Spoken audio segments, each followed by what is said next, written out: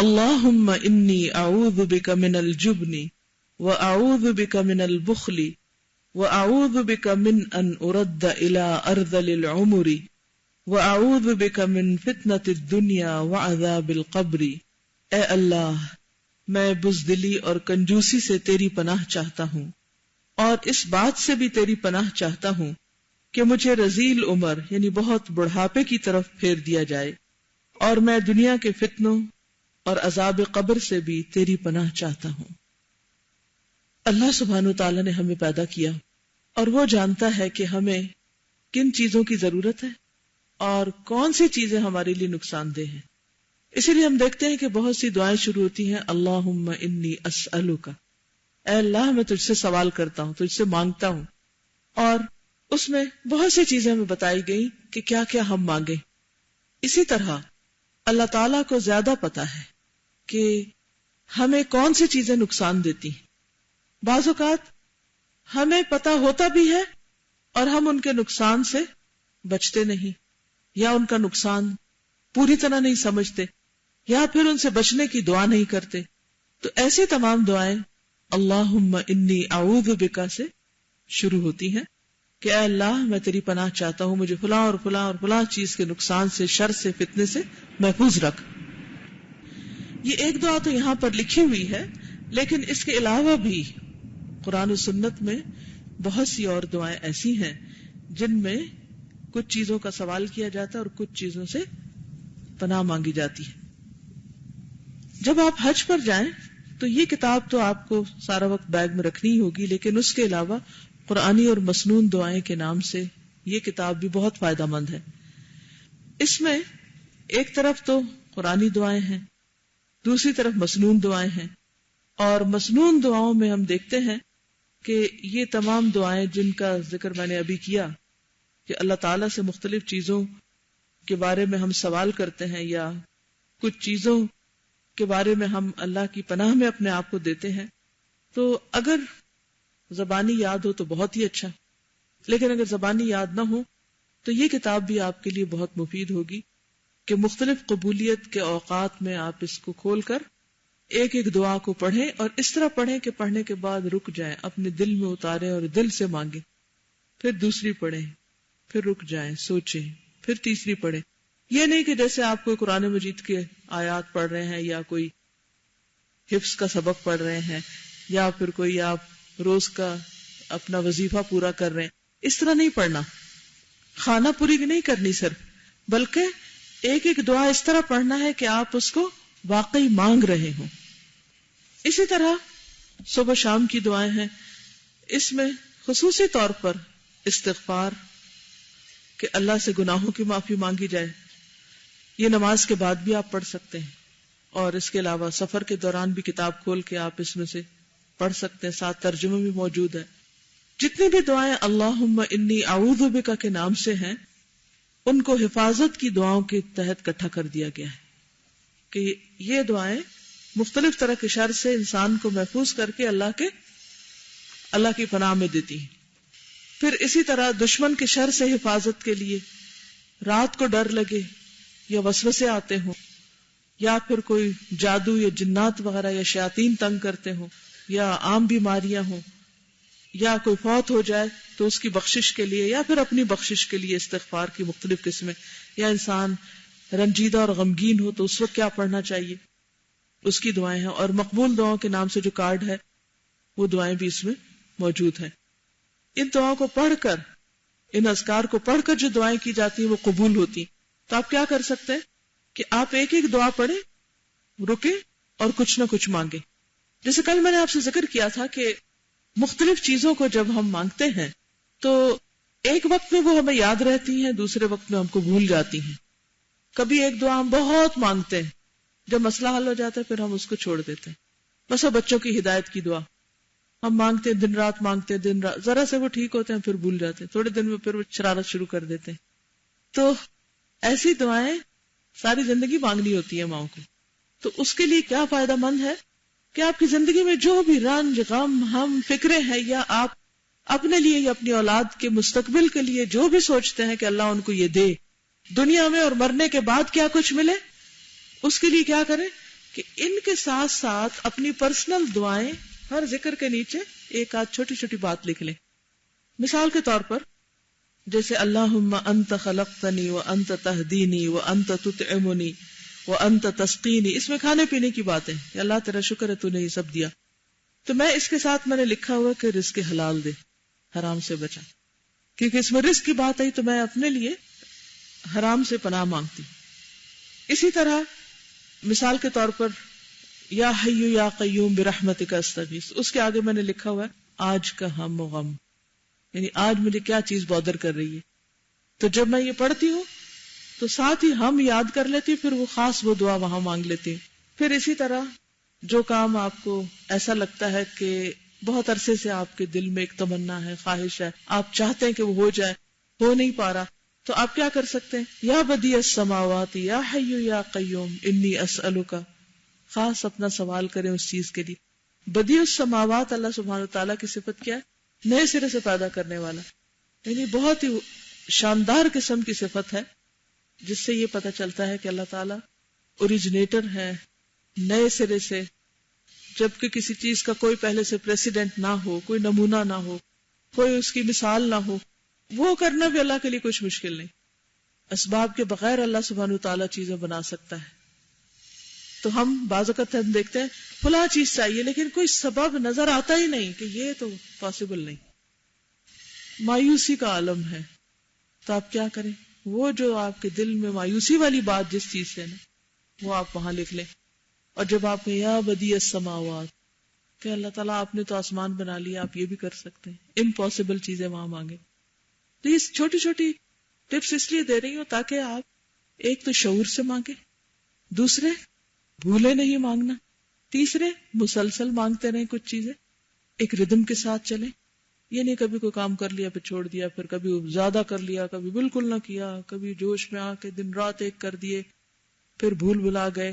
نہیں، جو لوگ خاص طور پر حج کو جا رہے ہیں وہ یہ عہد کر کے جائیں کہ وہاں جو ہم ایک روٹین بنائیں گے واپس آ کر بھی ہم اس کو فالو کریں گے. ٹھیک ہے آپ کے پاس اتنا ٹائم نہیں ہوگا لیکن آپ یہ تو کر سکتے ہیں کہ جو کام آپ وہاں روز کرتے تھے وہ کم از کم ہفتے میں ایک دن کرنے کی پابندی کر لیں. تو اس طرح آپ کی زندگی میں کچھ اچھی عادتیں پختہ ہو جائیں گی.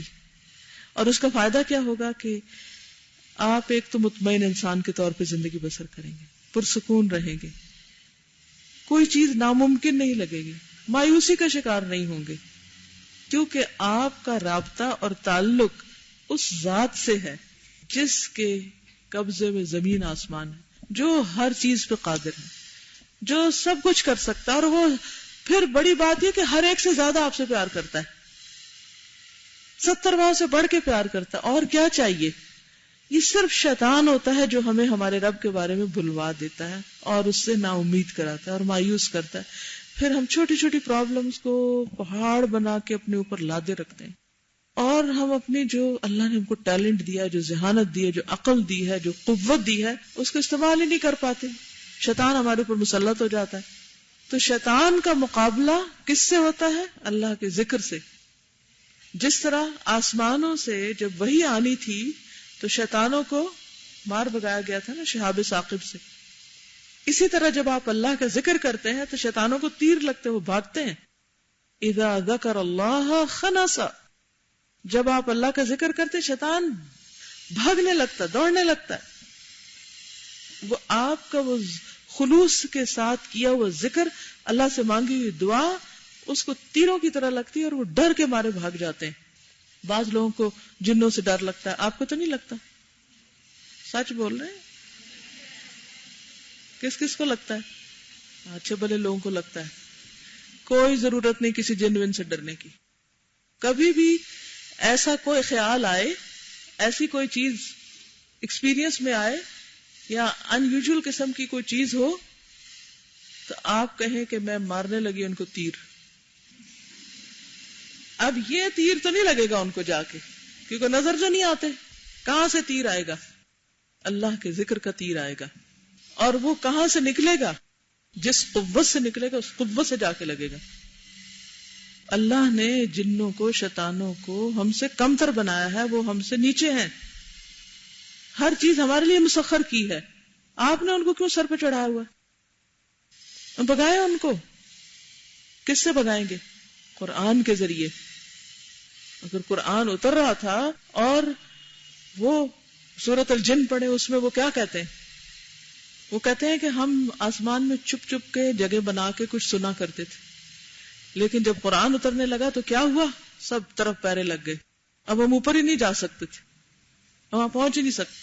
جس جگہ پر اللہ کا ذکر ہوتا ہے، جس جگہ پر قرآن پڑھا جاتا ہے، جس جگہ پر آپ ایمان کی مضبوطی کے ساتھ بالکل ایسے امیجن کرتے ہوئے آپ پڑھتے ہیں، تو کیا ہوتا ہے؟ بھاگ جاتے ہیں. وہ جب آتے ہیں جب آپ کا ایمان کمزور ہوتا ہے، جب آپ اللہ کا ذکر نہیں کرتے، پھر وہ سزا بن جاتے ہیں، مصیبت بن جاتے ہیں. جو مسچیف کرتے ہیں نا، فساد کرتے ہیں، انسان بھی کرتے ہیں، جن بھی کرتے ہیں. تو اس لیے اللہ سبحانہ وتعالیٰ نے تو ہمیں اتنی خوبصورت چیزیں سکھا دی ہیں کہ جو ہمیں چیز نظر نہ آئے ہم اس کو بھی مار سکتے ہیں، ہم اس کو بھی بگا سکتے ہیں. یہ ایسے ذکر ہیں، صرف یقین کی ضرورت ہے.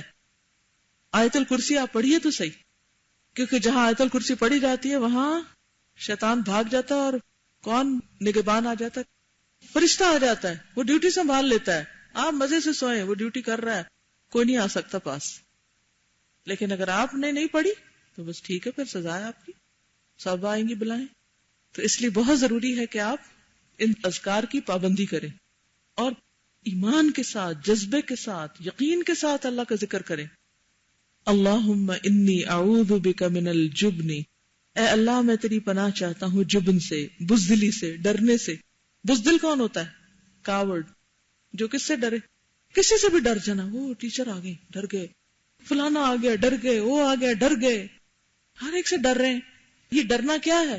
کوئی خدا ہے؟ کوئی خدا نہیں، خدا ایک ہی ہے بس. اللہ ایک ہے، بس اسی سے ڈرو. باقی چیزیں جو ہے نا وہ ہم جیسے انسان ہیں، اور بس ٹھیک ہے ہم سب کا ادب کریں، احترام کریں، سامنے اور پیچھے کسی کے ساتھ زیادتی نہ کریں، کافی ہے. لیکن ڈرنا نہیں کسی سے. تو اللہم انی اعوذ بک من الجبن، اے اللہ میں بزدلی سے تیری پناہ چاہتا ہوں. بہادر بن کے رہیں. ہیروز بہادر ہوتے. کوئی ہیرو کہلا سکتا ہے جو بزدل ہو؟ کوئی کسی کو لیڈ کر سکتا ہے، گائیڈ کر سکتا ہے، راہ دکھا سکتا ہے جو خود ہی بزدل ہو، خود ہی ڈر رہا ہو؟ قرآن پڑھ کے آپ ڈریں، وہ کیوں؟ قرآن تو ایسی چیز ہے، اتنی وزنی چیز ہے کہ اگر واقعی آپ کے دل میں اتر جائے تو سب کو آپ سے ڈرنا چاہیے، نہ کہ وائس ورسا. اس کے لیے قرآن کی اہمیت کو جانیں. وَأَعُوذُ بِكَ مِنَ الْبُخْلِ، اور میں اس بات سے بھی تیری پناہ چاہتا ہوں کہ مجھے میرے اندر بخل ہو. بخل کس کو کہتے؟ کنجوسی، دل کی تنگی. کیونکہ بخل جو ہے نا وہ اچھی چیز نہیں، بد اخلاقی ہے کہ انسان سب کچھ اپنے لیے رکھے اور دوسروں کے ساتھ شیئر نہ کرے. لہذا بہت ضروری ہے کہ آپ کا دل وسیع ہو. یاد رکھیے جتنا بڑا جس کا دل ہوگا نا اتنا زیادہ وہ نیکی کے کام کر سکتا ہے، اور جتنا دل تنگ ہوگا اتنی آپ کی سوچ تنگ اور اتنا ہی آپ کا سکوپ کم. زیادہ نیکی نہیں پھر آپ کر سکتے. وَأَعُوذُ بِكَ مِنْ أَنْ أُرَدَّ إِلَىٰ أَرْذَلِ الْعُمُرِ، اور اللہ اس بات سے بھی مجھ کو بچا لینا کہ میں بہت سخت بوڑھا ہوں. کیونکہ بڑھاپا اپنے ساتھ بہت سی مشکلات لاتا ہے اور انسان دوسروں پر ڈیپینڈنٹ ہو جاتا ہے. اور کوئی شخص ایسا نہیں کہ جو بڑھاپے سے ڈرتا نہ ہو. تو بہت ضروری ہے کہ ہم کیا کریں؟ اللہ کی مدد مانگے کہ یا اللہ گھٹیا عمر، رذیل عمر، انتہائی کمزور عمر سے مجھے بچانا، مجھے کسی کا محتاج نہ کرنا. اب آپ دیکھیں بہت سے لوگ اس بات سے ڈرتے ضرور رہتے ہیں لیکن مانگتے ہی نہیں. تو لکھی ہوئی یہ دعا ہر نماز کے بعد مانگے. وَأَعُوذُ بِكَ مِنْ فِتْنَةِ الدُّنْيَا، اللہ میں دنیا کے فتنے سے بچ کے تیری پناہ میں آنا چاہتا ہوں، تو مجھے اپنی حفاظت میں رکھ. دنیا کا فتنہ کیا ہے؟ دنیا کی ٹیمپٹیشنز، دنیا کی محبت، دنیا کو آخرت پر ترجیح دینا. دنیا کا فتنہ یہ ہوتا ہے کہ انسان دنیا کی طرف اس طرح مائل ہو جائے، اتنا اٹریکٹ ہو جائے کہ وہ اللہ کے ذکر سے غافل ہو جائے. یعنی دنیا اس کو گریب کر لے، دنیا اپنی طرف کھینچ لے اور وہ اللہ کو بھول جائے. نماز میں بھی دنیا اور سارے دن کے بھاگ دوڑ کام صرف دنیا دنیا. وہ عذاب القبر، اور قبر کے عذاب سے مجھے بچانا. ایک دن آنا ہے کہ جب ہم سب کو چھوڑ کے اکیلے زمین کے اندر جائیں گے. وہاں کیا ہوگا؟ کون ساتھ ہوگا؟ بہن بھائی، دوست، رشتہ دار. اگر کوئی ہمارے ساتھ بھی مرے نا تو ہماری قبر میں تھوڑی جائے گا، اور اگر وہ ساتھ بھی جائے تو ہمیں کیا فائدہ دے سکتا ہے؟ کیا پتا اس کی شامت آ جائے اور اس کے ساتھ ہماری بھی. دنیا میں تو ایسا ہوتا ہے نا، جب آپ ڈرتے ہیں تب کہتے ہیں تم میرے ساتھ آ جاؤ، کسی کو ساتھ بلا لیتے ہیں، وہ ادھر اندھیرا ہے، وہ اکیلی جگہ ہے، تم آؤ تو میں چلوں گی. قبرستان میں تو یہ نہیں کر سکتے کہ تم آؤ میرے ساتھ. کوئی آتا ہے جاتا ہے کوئی کسی کے ساتھ؟ جب کوئی فوت ہو جاتا ہے تو لوگ اس کے لیے کتنا روتے ہیں. آج ہی مجھے اتفاق ہوا، جو ایکس پریزیڈنٹ تھے فاروق لغاری صاحب، تو ان کا انتقال ہوا. تو آج میں ان کے گھر تعزیت کے لیے گئی ہوئی تھی. اپنی فیملی کے لیے بہت کیئرنگ، بہت لونگ. He was a noble man. ماں الگ بیٹھ کے رو رہی تھی، بیوی الگ رو رہی تھی، بیٹی الگ رو رہی تھی، اور جینوئنلی رو رہی تھی. کیونکہ جو شخص جس کا جتنا خیال کرتا ہے اس کی جدائی اتنی ہی تکلیف دہ ہوتی ہے. یہ بیٹھے بیٹھے آنسو گر رہے ہیں، سسکیاں ہو رہی ہیں. تو میں سوچ رہی تھی کتنی بھی محبت کر رہے ہیں لیکن کوئی بھی ساتھ تو نہیں جا رہا. کہاں تک جائیں گے ساتھ؟ یہاں سے کہاں تک؟ گاؤں تک، کچھ قبرستان تک. اندر ایک نے اکیلے اترنا، پوری دنیا پیچھے رہ گئی، اندر ایک ہی جائے گا. سب کا یہی حال، میرا، آپ کا، سب کا. اس سے کوئی بھی نہیں بچا ہوا، نہ کوئی غریب، نہ کوئی امیر، نہ کوئی بادشاہ، نہ کوئی فقیر. وہاں صرف اللہ بچانے والا ہے، وہاں صرف اللہ کی دی ہوئی روشنی کام آنے والا. اور اگر دنیا میں اللہ کو بھولے ہوئے ہیں اور دنیا میں دل روشن نہیں ہوئے، وہاں کیسے روشنی ہوگی؟ تو اپنے دلوں کو، اپنے سینوں کو قرآن کے نور سے، ایمان کی روشنی سے منور کریں، اور جو چیزیں ساتھ جانے والی ہیں ان کو پکڑ کے رکھیں، ان کو نہ چھوڑیں. آپ دیکھیے کہ جب دنیا میں کوئی ہمیں چھوڑ دیتا ہے تو ہمیں کتنا دکھ ہوتا ہے، کتنا افسوس ہوتا ہے، چاہے وہ فوت ہو کے چھوڑے، چاہے وہ ویسے چھوڑ دے. لیکن اگر قرآن کا ساتھ چھوٹ جائے، نماز چھوٹ جائے، ذکر اذکار چھوٹ جائے، کبھی ہوا ہم کو افسوس؟ کبھی روئے ہم؟ کبھی نہیں. حالانکہ ان چیزوں نے کام آنا ہے جن کو ہم بھولے ہوئے ہیں.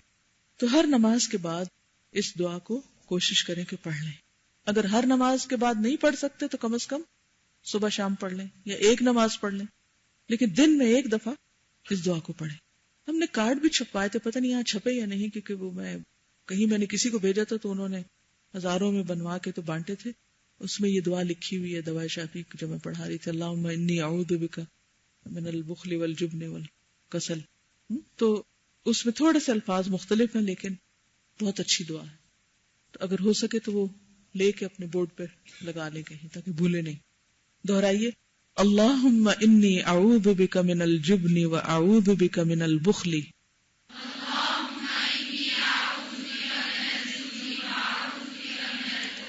وَأَعُوذُ بِكَ مِنْ أَنْ أُرَدَّ إِلَىٰ أَرْذَلِ الْعُمُرِ